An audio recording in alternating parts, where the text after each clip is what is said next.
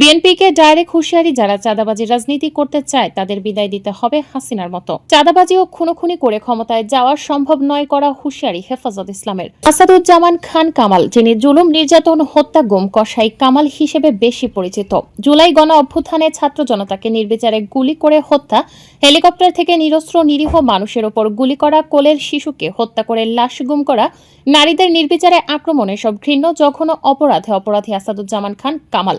পুরো প্রশাসন যিনি নিয়ন্ত্রণ করতেন তার বিরুদ্ধে অভিযোগের আঙুল তুলবে সেই সাধ্যকার। ক্ষমতা ছাড়ার পর এবার সেই স্বরাষ্ট্রমন্ত্রী আসাদুজ্জামান খান কামালের বিরুদ্ধে উঠল কারি কারি টাকার দুর্নীতি। বান্ডিল বান্ডিল নয়, বস্তায় ভরে টাকা যেত সাবেক এই মন্ত্রীর ফার্মগেটের বাসায়। নিয়োগ, চাঁদাবাজি, টেন্ডার বাণিজ্য আর মাদক কারবার থেকে উঠত এত টাকা।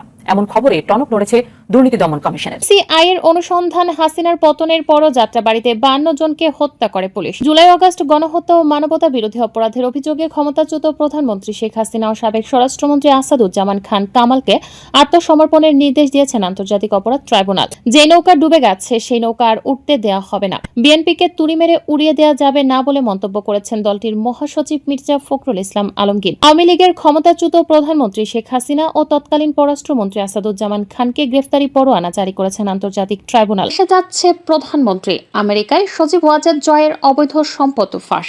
আমেরিকায় জয়ের সমস্ত সম্পদ বাজেয়াপ্ত ঘোষণা। রাজধানীর পুরান ঢাকার স্যার সলিমুল্লাহ মেডিকেল কলেজ হাসপাতালের সামনে বিএনপি নেতারা প্রকাশ্যে নির্মমভাবে শেষ করে দেয় ব্যবসায়ী সোহাগকে। শত শত মানুষের উপস্থিতিতে বিএনপি নেতারা তাকে পিটিয়ে ও ইট দিয়ে মাথা থেতলে প্রাণনাশ করে।